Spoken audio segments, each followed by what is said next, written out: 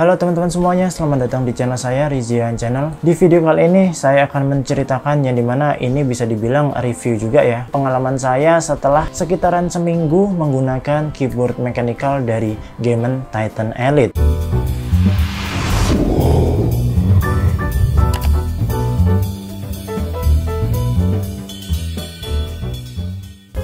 Di video sebelumnya saya sudah melakukan unboxing dan juga menceritakan sedikit mengenai experience untuk pertama kalinya ketika menggunakan mechanical gaming keyboard. Oke, jadi mengenai keyboard mechanical dari Gemen Titan Elite ini menurut saya cukup oke dan memberikan experience yang benar-benar beda jauh banget dari keyboard saya yang sebelumnya. Yang dimana keyboard ini ya sudah mechanical, yang sebelumnya saya masih menggunakan membrane. Jadi banyak banget kelebihan yang saya dapat dibandingkan kekurangan. Kekurangan tetap ada. Berikut opini saya teman-teman ya. Oke, mungkin dari packaging dulu ya. Untuk box pembelian, kalau kalian baru beli ini, untuk boxnya sih biasa aja, nggak ada yang something special atau yang mewah gimana gitu ya. Dengan box yang berdominan berwarna merah agak keorenan ini kalau menurut saya, ya dimana pastinya ada wujud dari keyboardnya di bagian tampilan utama dari boxnya. Yang di sisi kanan kirinya ini ya nggak ada yang spesial, cuman di bagian salah satu sisinya ini ada kayak tagline-nya gitu. Ini sih yang saya tahu adalah tagline dari Gemennya itu sendiri ya. Dan di sisi bawah atau balik atau belakangnya, mungkin di baliknya mungkin ya, itu berwarna hitam dengan ada kayak detail produknya gitu ya. Cuman keterangan ya seperti ini, bisa teman-teman lihat juga. Terus mengenai isi boxnya sih menurut saya ini udah sama seperti brand-brand atau mungkin keyboard lain ya. Jadi ada keyboardnya yang pasti, ada kabel detachable Type-C, terus dapat keycap puller dan juga switch pullernya, dapat switch cadangan 2 biji, terus dapat keycap cadangan juga untuk tombol escape dan spasi, yang dimana ini warnanya beda dari warna yang sudah terpasang keycap bawaannya. Lanjut ke bagian keyboardnya. Untuk dari segi desain sih ini udah oke, nggak ada yang spesial tapi juga nggak ada yang aneh sih.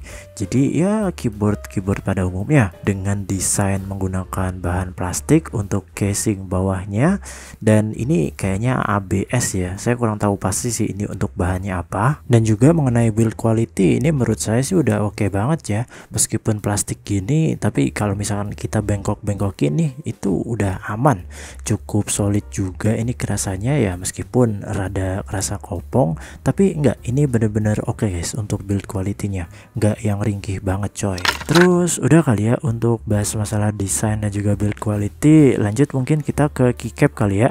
Untuk masalah pengetikan, yang dimana ini mechanical, otomatis ini feel-nya udah lebih enak, lebih enjoy. Tapi kita bahas dari keycapnya dulu aja kali ya, satu persatu gitu kan. Ya sorry banget kalau misalkan apa yang saya sharingkan di video ini tuh masih kayak kurang, kalian bisa bantu tambahin di kolom komentar di bawah guys. Dari segi bahan sih, untuk bawaannya ini katanya banyak orang yang menyebutkan ini pakai PBT double shot gitu, yang dimana ini tuh udah tembus LED untuk setiap keycapnya. Jadi untuk huruf, karakter dan segala macamnya, tombol escape, shift, ALT, control, Windows, FN dan segala macamnya itu udah tembus LED. Ya dimana ya pastinya enak banget kalau misalkan teman-teman pakai di kondisi kayak gelap-gelap gitu kan, karena keyboard ini juga udah ada RGB-nya. Ya meskipun kalau kita ngebahas RGB dari keyboard ini sih, ya ini RGB yang cuman rainbow aja sih. Jadi tuh dia tuh kayak cuman kebagi ke 5 zona doang. Ya dimana nih bisa teman-teman lihat itu, kalau yang baris paling atas itu dia warnanya merah,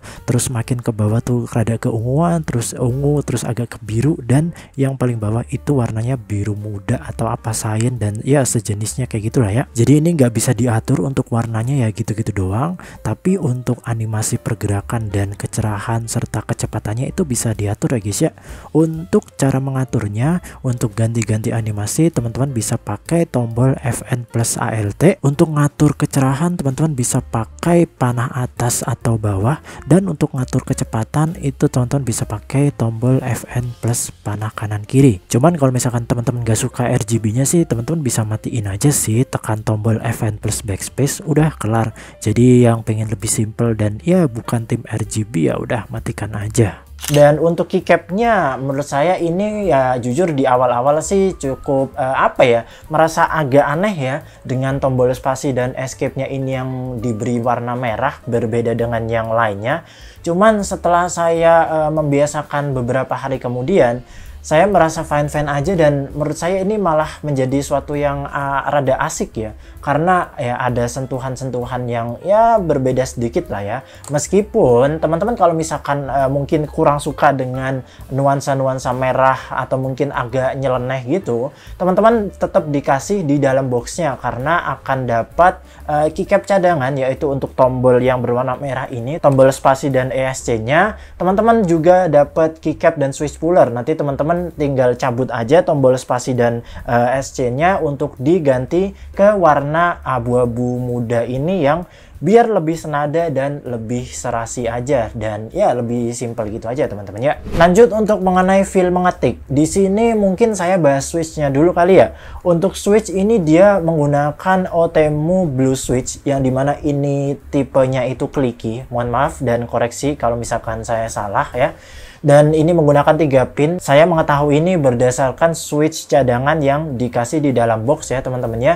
Yang dimana untuk feel-nya ini jujur saya agak terganggu sih dengan Blue Switch-nya. Cuman terlebih dari suara yang berisik dan cukup mengganggu, ini tidak mengurangi banyak produktivitas saya. Jadi misalkan saya mengetik atau apa, ya meskipun agak berisik dikit, kenikmatan dan kenyamanan dibandingkan ketika saya menggunakan keyboard saya yang sebelumnya, ini sudah sangat-sangat oke dan sangat-sangat peningkatan ya. Jadi bukan suatu deal breaker dari Blue Switch ini yang cukup berisik. Meskipun sejak awal saya menginginkan untuk memiliki mechanical red switch, tapi ya nggak masalah teman-teman ya. Menurut saya juga dengan saya menggunakan mechanical gaming keyboard dibanding dengan menggunakan keyboard saya yang sebelumnya, saya bisa lebih mengetik lebih cepat dan lebih banyak. Misalkan nih dalam 1 menit yang sebelumnya sekitaran 10 kata, nah sekarang dengan mechanical keyboard ini saya dalam 1 menit bisa lebih dari 10 kata. Itu analogi aja ya, jadi bukan contoh yang pasti. Meskipun keyboard ini terasa lebih tinggi bagi saya,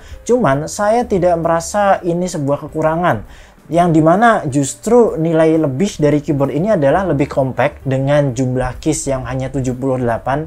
Ya ini sih kata orang-orang masuk ke kategori unik ya untuk layoutnya. Yang dimana dia masih ada arrow keys, ini bener-bener bermanfaat banget untuk saya. Terlebih ada juga numpad, yang dimana keseharian saya juga cukup bergantung dengan numpad ini teman-teman ya. Meskipun saya harus beradaptasi dengan layout keyboard yang agak lebih kecil, dan ya ini agak beda dari layout keyboard saya sebelumnya.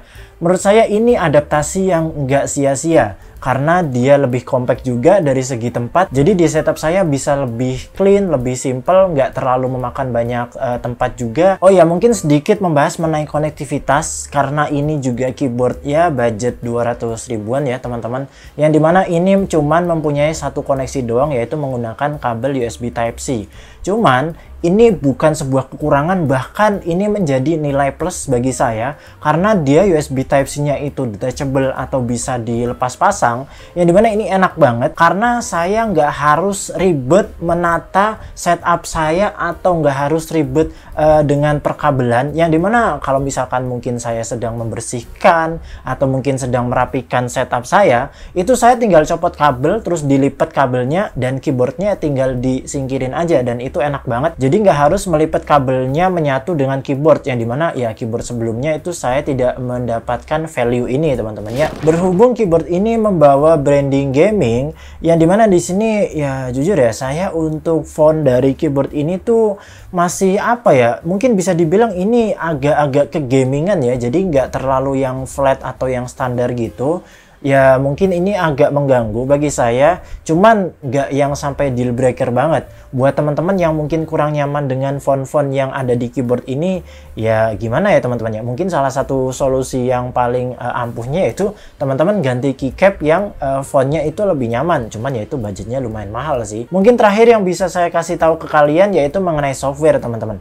Jujur mengenai software ini menurut saya suatu hal yang banyak kekurangan ya untuk bagi saya pribadi, yang dimana dari segi softwarenya ini sangat-sangat kurang dan sangat tidak optimal. Jadi gini nih, buat kalian yang baru punya keyboardnya terus pengen pakai drivernya, itu kalian colokin dulu keyboardnya ke PC, baru install softwarenya. Terus kalau kalian habis restart PC atau restart laptop, itu kalian juga harus install ulang ya. Karena meskipun keyboard kalian gak dilepas, tapi kalau setelah restart atau mungkin baru nyalain PC atau laptop, itu softwarenya nggak mau ngedeteksi lagi. Jadi kayak harus diinstal berkali-kali gitu tiap nyalain PC atau nge-restart. Jadi ya itu sangat aneh banget sih menurut saya. Jadi nggak tahu ini merupakan suatu bug di saya aja atau juga berlaku atau kalian juga mengalami. Kalian bisa sharing di kolom komentar. Oh iya nih, hampir ketinggalan untuk suara dari mechanical keyboard Game Titan Elite ini ya untuk ngetiknya.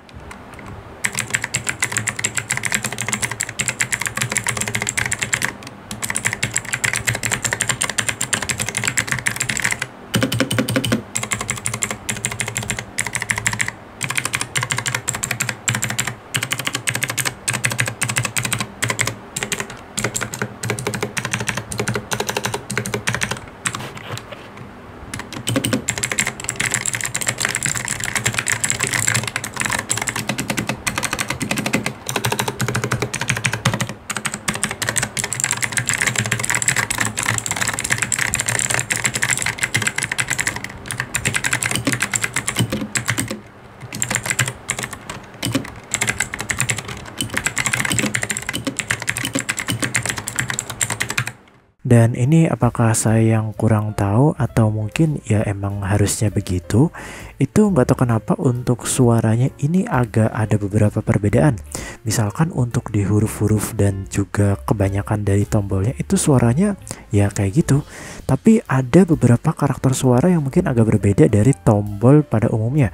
Kayak misalkan di tombol shift, caps lock, terus tombol enter juga itu kayak agak beda, terlebih tombol spasinya juga agak beda. Apakah ini wajar dan mungkin saya yang kurang tahu, atau ini ada kayak keanehan atau mungkin perbedaan switch di beberapa tombol? Coba dah tulis di kolom komentar guys. Dan mungkin itu aja untuk review dari saya. Mohon maaf jika banyak kekurangan dan masih belum rapi dan belum terstruktur, karena ya ini video juga belum ada naskah yang terlalu sempurna. Jadi mohon koreksi dan masukan, kritik dan saran teman-teman tulis di kolom komentar di bawah apa yang kurang dan apa yang perlu diperbaiki dari entah itu dari pembahasan saya, dari pembawaan saya, dan intinya sekitaran konten saya dan channel ini. Jadi terima kasih atas semua partisipasi teman-teman semuanya yang udah nonton, yang udah bantu subscribe, like, share, dan juga bantu feedback di kolom komentar di bawah. Saya Rizian pamitan dulu. Terima kasih kalian semua yang sudah menonton sampai detik ini. Sampai jumpa di video berikutnya teman-teman semuanya. Have a nice day dan bye-bye.